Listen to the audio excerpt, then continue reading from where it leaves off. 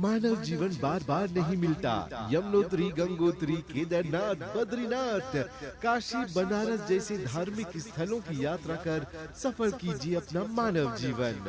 यमुनोत्री का दर्शन कर यम त्रास मिटाइए, गंगोत्री, केदारनाथ, बद्रीनाथ का दर्शन कर मोक्ष प्राप्त कीजिए। उत्तर भारत के लिए अगली यात्रा निर्धारित की गई है 27 सितंबर 2023 से लेकर 22 अक्टूबर तक।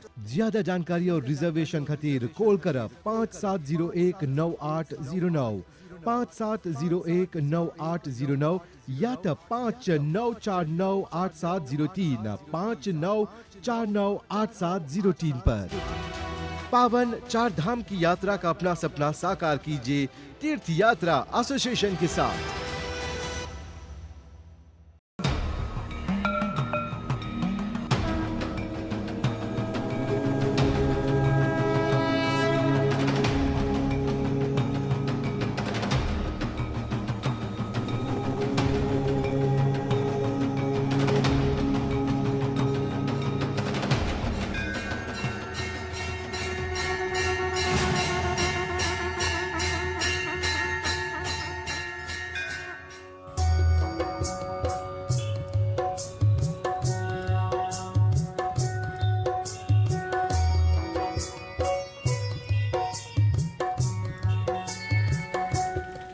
नमस्ते।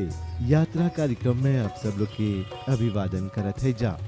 परमपिता परमेश्वर से प्रार्थना है कि आप जहाँ भी होइबा स्वस्थ होइबा और यात्रा कार्यक्रम के साथ जुड़ गल होइबा। आज रात आपके लेके जाते जा हरि के द्वार हरिद्वार।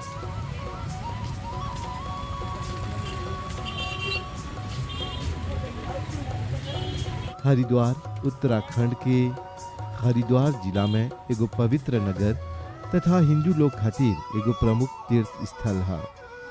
ई नगर जुनहा निगम बोर्ड द्वारा नियंत्रित है।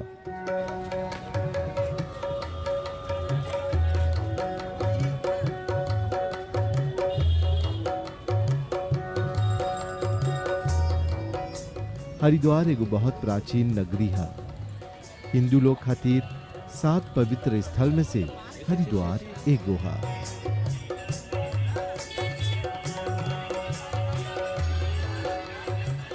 3134 मीटर की ऊंचाई पर स्थित उ अपन सोत्र गोमुख से 275 किलोमीटर की यात्रा करके गंगा नदी हरिद्वार के मैदानी क्षेत्र में पहला प्रवेश करेला। वही से हरिद्वार के गंगा द्वार भी बोलल जाला या ओकर नाम से भी जानल जाला।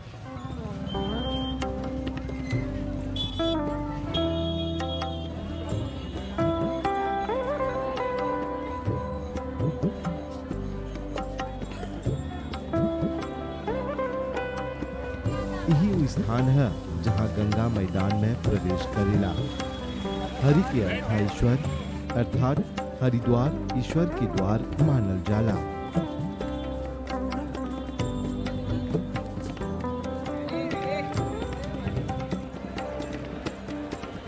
प्राचीन कथा अनुसार हरिद्वार वो स्थान है जहाँ पर अमृत के कुछ बूंद भूल से गिर गए रहल। जब धन्वंतरी सागर मंथन के बाद घड़ा लेके जात रहल, वही से मानल जाला हैजा परी गंगा स्नान करला से सब रोग पीड़ा इत्यादि दूर हो जाला और साथ ही साथ जोन प्राणी कर में स्नान करेला उनकरा मोक्ष प्रदान करल जाला। ऐसन भी मान्यता है कि 4 गो स्थान में अमृत गिरल रहल, जेकर में उज्जैन, हरिद्वार, नासिक और प्रयाग रहल। इ 4 गो स्थान पर बारी बारी से हर 12 वर्ष में महाकुंभ के मेला के आयोजन करल जाला। जहाँ तक हरिद्वार के बात है तो ऐसा मानल जाला कि अमृत के बूंद हर की पौरी में गिरल रहल, जेकरा लोग ब्रह्मकुंड मानेलन जा।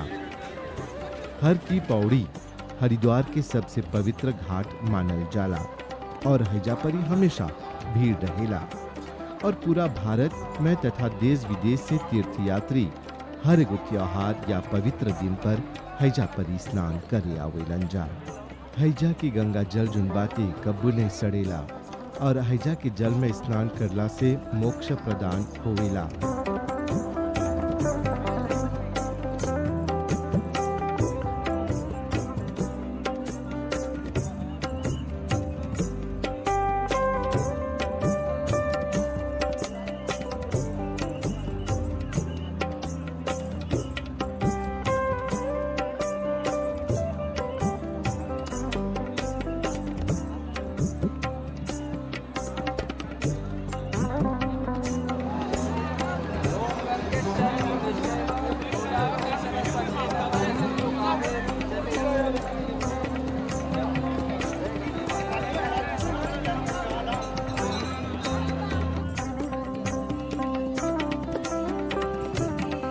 हरिद्वार पर्यटन खातिर आकर्षण के एगो बहुत जरूरी केंद्र भी है।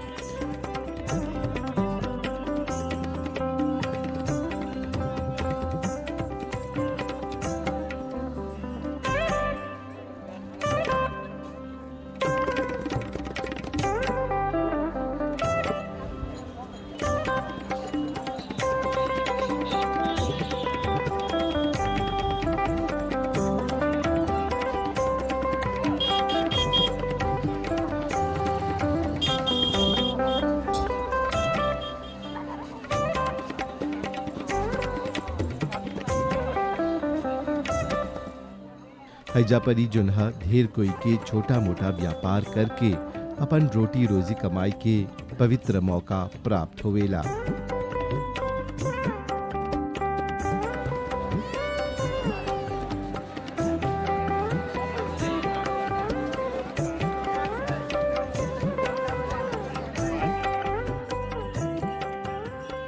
हैजा परी फूल से लेके हर एगो पूजा के सामान तोहरा मिलेला।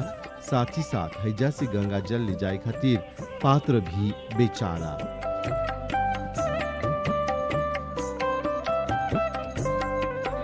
कितने साधु संत हैजे बैठकर तपस्या भी कर ले हवन जा। हरिद्वार में सुबह और शाम गंगा आरती होवेला, जहाँ पर यह असंख्य मात्रा में भगत लोग भाग लेवेलन जा, चाहे वो देसी हो चाहे विदेशी। गंगा आरती से पूर्व हैजा पर्यावरण के साफ रखे खातिर, गंगा के साफ रखे खातिर, स्वच्छ भारत खातिर संकल्प लिया जाला।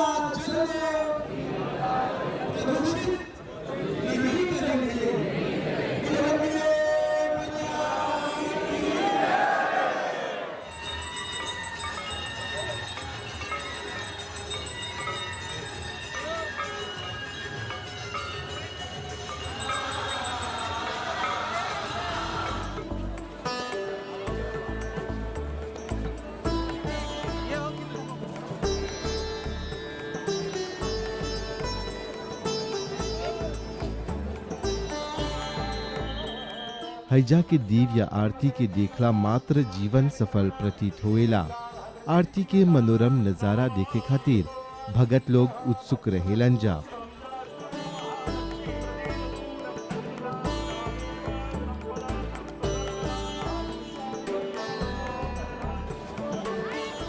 कुछ लोग ऊपर चढ़ जालन जा और कुछ लोग हर कोना कोना में घुस जालन जा ई आरती के दर्शन प्राप्त करे खातिर।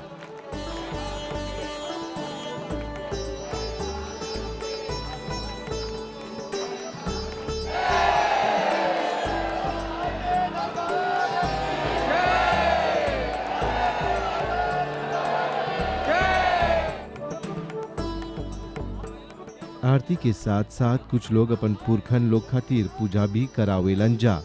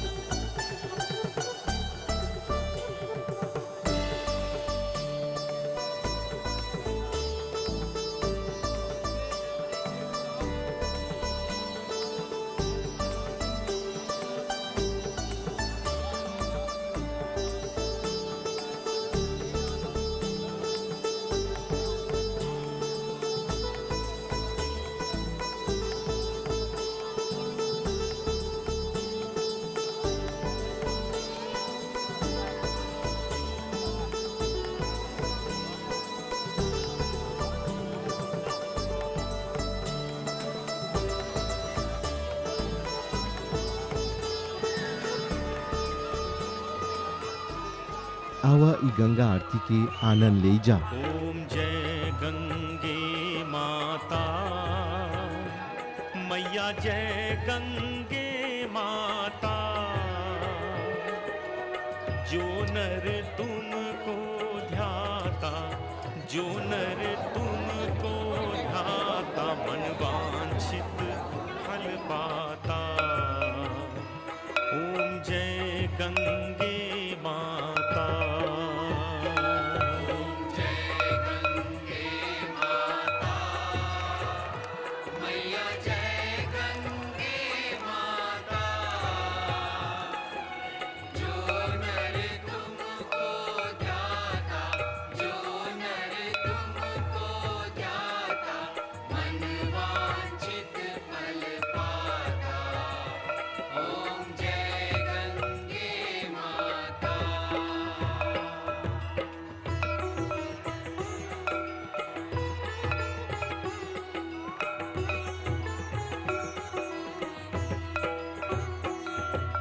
चंद्र सी ज्योति तुम्हारी, जल निर्मल आता।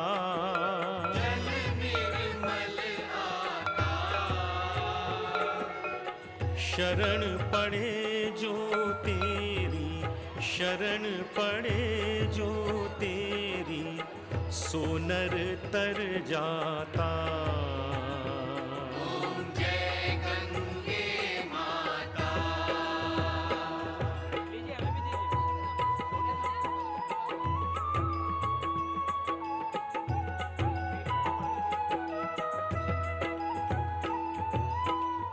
पुत्र सगर के तारे, सब जग को ज्ञाता।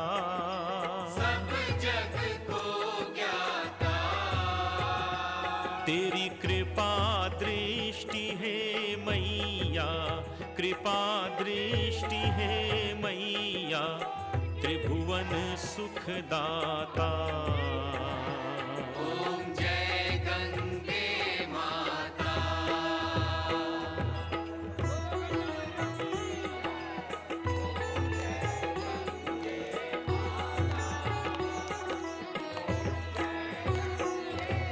एक बार जो प्राणी शरण तेरी आता, शरण तेरी आता, यम की त्रास मिटाकर, यम की त्रास मिटाकर, परम मोक्ष पाता।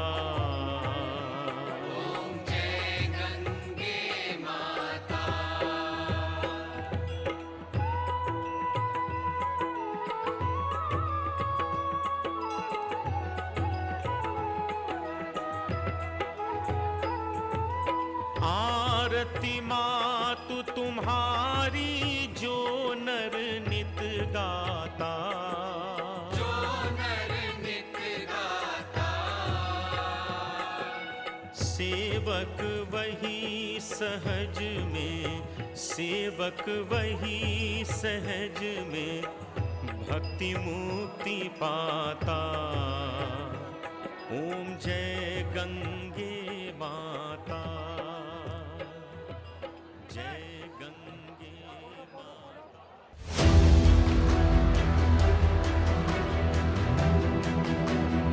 मानव जीवन बार बार नहीं मिलता। यमुनोत्री, गंगोत्री, केदारनाथ, बद्रीनाथ, काशी, बनारस जैसे धार्मिक स्थलों की यात्रा कर सफल कीजिए अपना मानव जीवन।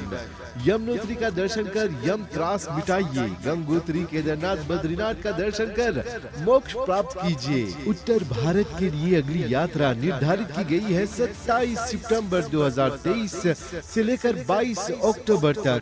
ज्यादा जानकारी और रिजर्वेशन खातिर कॉल कर 57019809, 57019809 या तो 59498703, 59498703 पर। पावन चार धाम की यात्रा का अपना सपना साकार कीजिए तीर्थ यात्रा एसोसिएशन के साथ।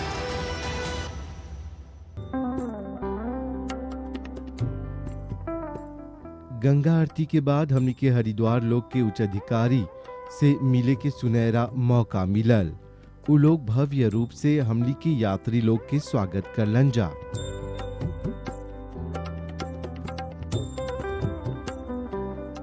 तीर्थ यात्रा एसोसिएशन के भारतीय अध्यक्ष देवेंद्र साली जी द्वारा इस स्वागत समारोह के आरंभ करल गयल। उनकर बाद हरिद्वार गंगा संस्थान के उच्च अधिकारी लोग के स्वागत संदेश सुने के मिलल। गंगा घाट यहाँ पर पवित्र भूमि, हम जिसे कहते हैं भगवान की भूमि, यहाँ पर सबका स्वागत है। आज हम लोग सवेरे इस भूमि में आए सब लोग। हमारे यात्रा के प्रेसिडेंट श्रीमान रामधन जी, प्रकाश रामधन जी, और मैं इंडिया का वाइस प्रेसिडेंट ये यात्रा सब देखता हूँ। देवेंद्र साली, मैं मुंबई में रहता हूँ। कई वर्षों से ये मॉरिशस के जो एक ये पर्यटन नहीं, ये तीर्थाटन का जो एक दल यहाँ पर आता रहा है। पहले भी आप आए हैं और बहुत अच्छा लगता है कि जब इतनी दूर से लोग हमारे बीच में आते हैं और उसी प्रकार की आस्था और विश्वास और उसी श्रद्धा के साथ माँ गंगा के दर्शन तट पर माँ गंगा की पूजा अर्चना करते हैं, आरती करते हैं और चार धाम की वो यात्रा करते हैं, तो निश्चित रूप से एक अपनेपन का जो एहसास होता है उसकी एक अलग ही अनुभूति है। और पिछले 2-3 वर्षों से कोरोना की वजह से शायद कोई इस तरह का वो नहीं आ पाया, और ये हमारे धर्म के लिए इससे अच्छा कोई विषय नहीं है कि हमारी तीर्थों पे जितने भी तीर्थ, उसमें घर की पौड़ी भी एक प्रमुख तीर्थ है, इतनी बड़ी संख्या में जो आस्थावान लोग हैं वो दर्शन के लिए, पूजा अर्चना के लिए उपस्थित रहते हैं। और यही वो भावना है जिसने हमारे धर्म को पूरे विश्व में जीवित ही नहीं रखा हुआ है। अगर हम देखेंगे तो एक जो प्रोग्रेसिव धर्म हम जिसको बोलते हैं, हमें इन्हें शिक्षा के क्षेत्र में भी आगे बढ़ाना है, दुनिया के साथ, समय के साथ भी इनको आगे चलाना है, लेकिन साथ ही साथ जो हमारी जड़ें हैं उन जड़ों को भी काटना है। ऐसा ना हो हम जड़ों से दूर हो जाएं, और ऐसा भी ना हो कि हम जड़ों में ही सिमटे रह जाएं। हमें इस दुनिया के साथ कदम से कदम मिलाकर चलना है, और इस दुनिया को हमें ये संदेश देना है कि हम आस्थावान रहते हुए भी, हम धार्मिक रहते हुए भी, हम सनातनी रहते हुए भी इस विश्व में हर स्तर पर कंपीट कर सकते हैं और एक विजेता के रूप में निकल सकते हैं। हमारे यहाँ प्रत्येक पूजा, चाहे बहुत 2 मिनट की हो और चाहे विस्तार से बड़े बड़े यज्ञ हों, रुद्र यज्ञ, सतचंडी यज्ञ, जितने भी हमारी पूजा हैं वो आरती से ही संपन्न मानी जाती हैं। हमारे सनातन धर्म के अंदर आरती से ही पूर्ण विसर्जन माना गया है।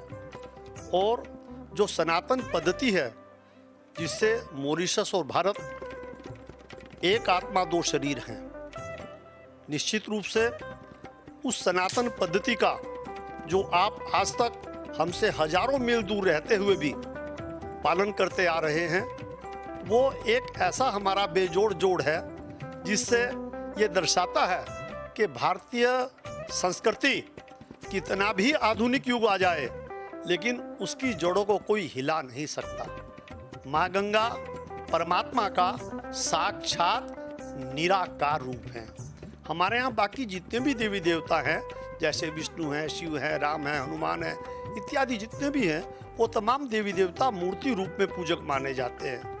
किंतु माँ गंगा, वैसे तो यहाँ पर हमारी जितनी भी नदियाँ हैं सबको मातेश्वरी कहा गया है। जमुना जी है, कावेरी जी है, शिप्रा जी है इत्यादि और भी बहुत नदियाँ हैं, किंतु माँ गंगा जो है वो जो हमारे प्रमुख 3 देव हैं जो हमें उत्पन्न कर रहे हैं, पालन कर रहे हैं, संहार कर रहे हैं, ब्रह्मा, विष्णु, शिव। ये जो ऊपर पर्वतमाला आप देख रहे हैं, इसमें बद्रीनाथ जी भगवान विष्णु के रूप में, और वो हमें अपनी अलकनंदा माता का स्नान कराते हैं। और केदारनाथ जी जो 2013 में बहुत बड़ी कैजुअल्टी भी हुई थी, केदारनाथ में रहते हैं और वहाँ से माँ मंदाकिनी रूप से आती हैं। और गंगोत्री जहाँ से माँ भागीरथी ब्रह्मा जी के कमंडलों से आती है।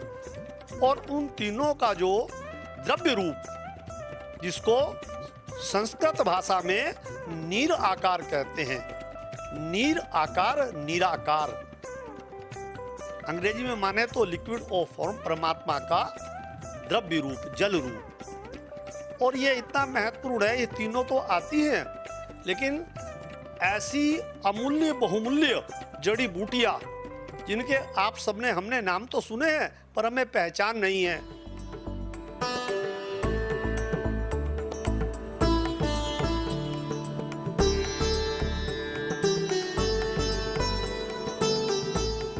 गंगा दर्शन और स्वागत के बाद हरिद्वार के भ्रमर करे के सुनहरा मौका मिलल और ये हैजा परी पारंपरिक मसाज देखे के भी मिलल।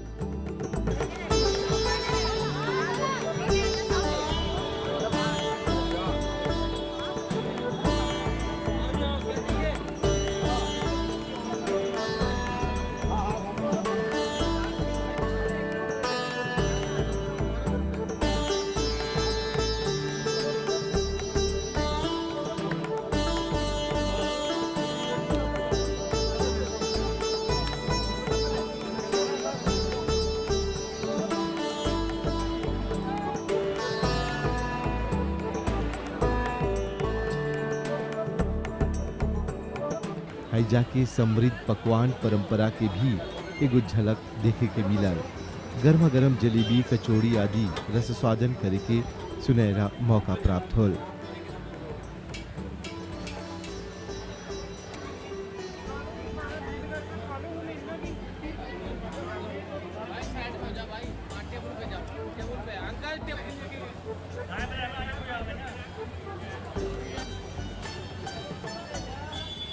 भारत के लेके एगो कहावत बाटे और हैजा परी अइला के बाद भी ई लौकेला।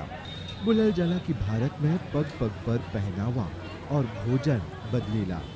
ई सच्चा बात है। हैजा परी अइला के बाद देखी जा हैजा परी हर एगो गली हर एगो नुक्कड़ में तोहरा नावा नावा या पारंपरिक स्वादिष्ट चाट पानी पूरी या कचौरी खाई के मिलेला।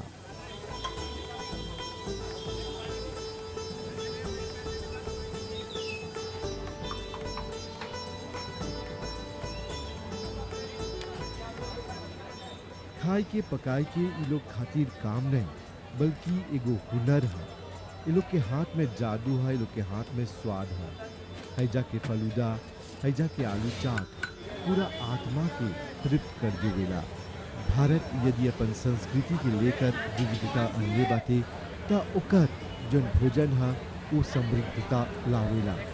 ढेर पर्यटक लोग हैजा परी हैजा के स्वादिष्ट भोजन चखे खातिर खाए खातिर आवेलन जा। हैजा परी जोन खाए के बनेला हर एगो में जोन बा स्वाद अलग अलग रहेला।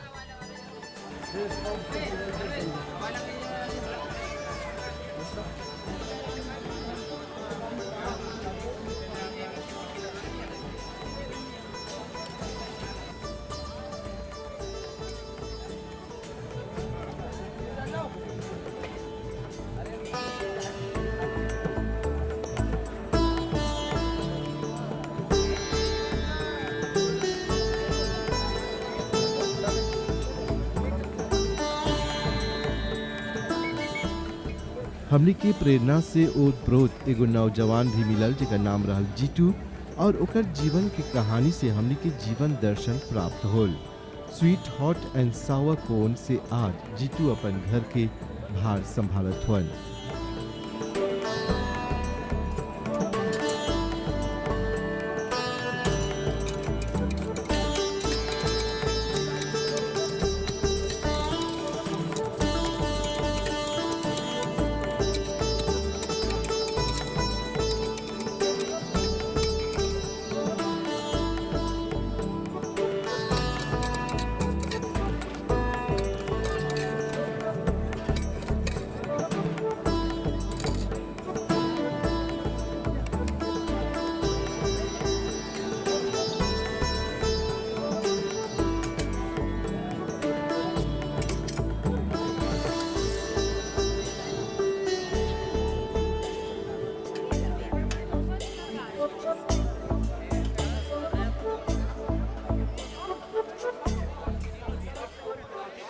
हरिद्वार में हमारी मुलाकात हो रही है जीतू जी से। और जीतू जी नमस्कार, आपकी उम्र कितनी है?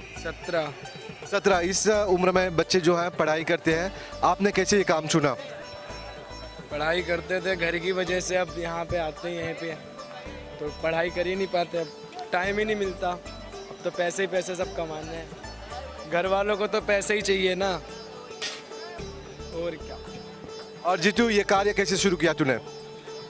मैं यहाँ पे आया था पहले टहलने, फिर पापा मेरे मुझे यहाँ पे लाए थे, तो पापा के साथ में पापा ने लगवाई थी ठेली मुझे, पापा लगाते थे, मेरे पापा का काम है ये। तो मैं पापा ने मुझे फिर मुझे खड़ा किया 2-4 दिन के लिए, कहीं गए थे तो फिर मैं ही लगाने लगा ठेली।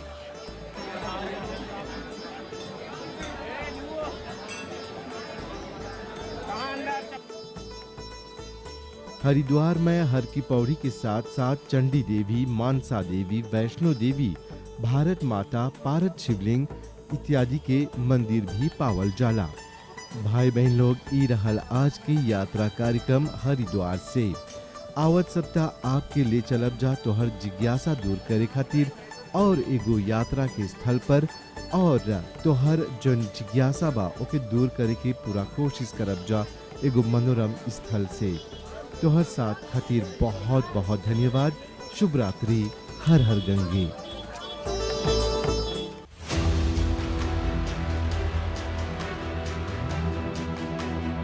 मानव जीवन बार बार नहीं मिलता। यमुनोत्री, गंगोत्री, केदारनाथ, बद्रीनाथ, काशी, बनारस जैसे धार्मिक स्थलों की यात्रा कर सफल कीजिए अपना मानव जीवन। यमुनोत्री का दर्शन कर यम त्रास मिटाइए। गंगोत्री, केदारनाथ, बद्रीनाथ का दर्शन कर मोक्ष प्राप्त कीजिए। उत्तर भारत के लिए अगली यात्रा निर्धारित की गई है 27 सितंबर 2023 से लेकर 22 अक्टूबर तक। ज्यादा जानकारी और रिजर्वेशन खातिर कॉल कर 57019809, 57019809 या तो 59498703, 59498703 पर। पावन चार धाम की यात्रा का अपना सपना साकार कीजिए तीर्थ यात्रा एसोसिएशन के साथ।